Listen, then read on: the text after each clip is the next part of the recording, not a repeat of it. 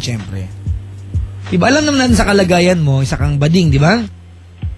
Hindi masasabing bading kasi hindi ako halata eh. O, bading ka pa rin. Diyos ko naman to, pamintang-paminta, durog-durog naman. Diyos ko.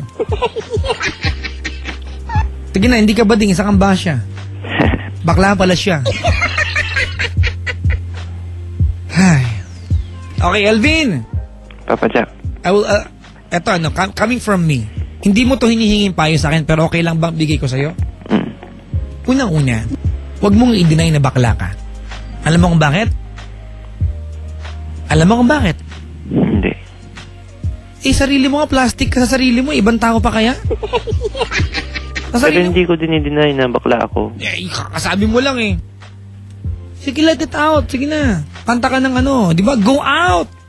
Hindi ko sinasabing hindi ako bakla. Kaya lang, hindi ako yung tipo ng bakla na lantad. Ganon. Oo. Okay, fine. Sige, ganito ano. Elvin, you are young. You are 18 years old. Alright? Yes. At isang lalaki ang nanakit sa'yo, hindi ibig sabihin na all the guys that will come your way ay ganyan. Diba? Alam natin sa kalagayan mo, you are a gay. I'm sorry. Pinagdidiinan ko, you are a gay. Pinagdidiinan ko. Diba? Because I want you to be happy being a gay. Dahil walang masama. Diba? Walang masama. But I am so sure, 101% ipupusta ko ang trabaho ko dito. May nakalaan para sa'yo. Imposibleng wala. You might wait a very long time to meet that someone, but there will always be someone destined to be with you. Just keep a positive thought.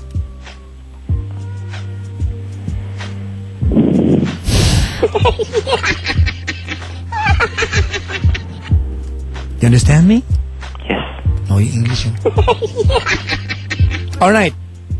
Tonight, can you promise me na tanggalin mo yung bitterness sa dibdib mo? Ang hirap kasi, Bala ka, sige. siyempre, nakikita mo yung lalaking yun, kasalubong mo sa school. Hindi ka nga niya minahal, ikaw nga lang nagpilit sa kanya. Hindi niya kasalanan, wala siyang kasalanan sa'yo. If anything, he was just kind to you. Buti nga kahit papano, nireciprocate niya yung pagmamahal na meron ka para sa kanya, di ba? Kahit pa nag-reciprocate siya, pasalamat ka na lang. Hindi kanya binasusan tuloy-tuluyan kahit paano, sinuklihan kanya kahit katiting. Diba? Kung iba lalaki malaman, sinapok ka na. Diba? Naintindihan mo yung point ko? You don't know how to appreciate yung positive na ginawa sa'yo ng tao. Andun na tayo, diba? Naghiwalay kayo. Pero you had moments together.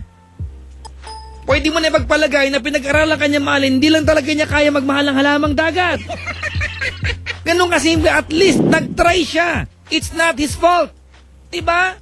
Diba, Ate Lisa Beltran? Daming kasamang halamang dagat, Ate Lisa Beltran. Nag-uusbungan sa booth ngayon, mga kaibigan. Palakpak nga, palakpak. Dami nila dito, mga halamang dagat yan, ha? Ilan taon ka na, Oma? Next. Marcelo, ayaw mo sabihin?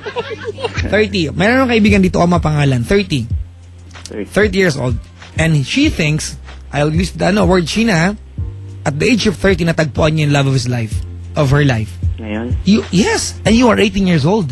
Diba, napaka-negatibo mo, para kang tanga. Diba? Madrama ka, ano ka, emo? Imotera? Hindi. Diba? Angit yan, tiyong bakla ka na, maarte ka pa. Diba? Huwag nang ganun.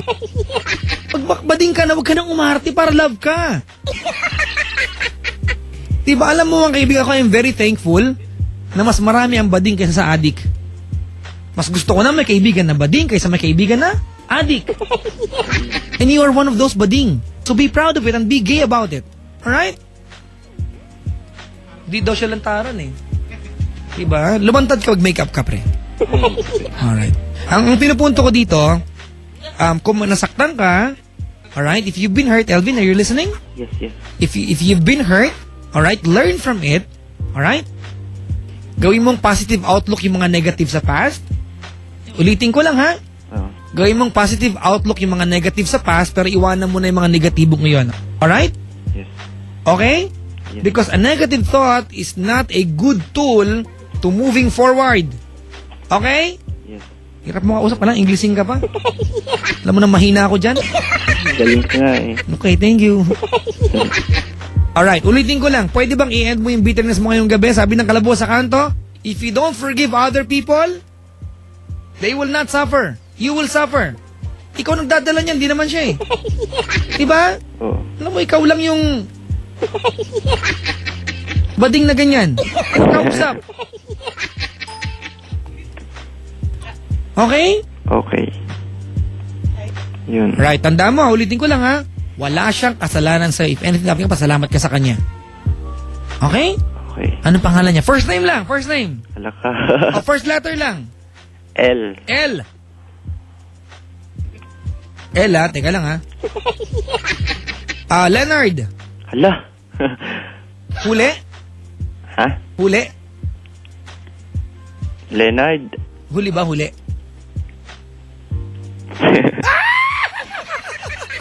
Ang galing-galing ko!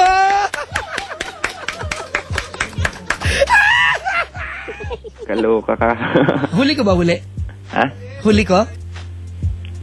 Hindi mo, muna sagutin. Alam mo, huli ko na. Sige na. Alright.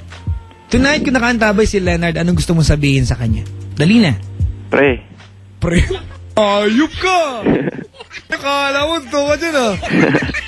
Huwag nilalang yung mga bakla kagaya natin.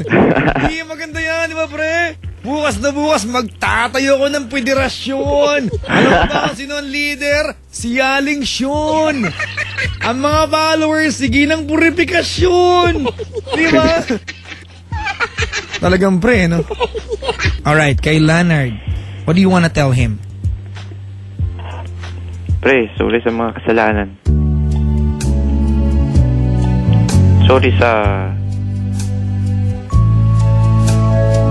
pag-isip ng syempre negatibo tsaka yung mga kasalanan na hindi naman totoo sinasabi ko sa'yo, pero deep inside hindi naman yun totoo. Hindi ko alam kung nadadala lang ako sa galit ko kasi nga wala akong napala sa'yo. No, salamat. Siyempre. Kasi I learned from you na sa mga darating pang experience na siyempre ma-encounter ko. Alam ko na yung dapat kong gawin na hindi yung bigay ng bigay kasi yung binibigay, yun lang yung pahalagahan. Pero yung nagbibigay, hindi. Yun. Thank you. Love you. Joke. Yun. Anong wish mo para sa kanya?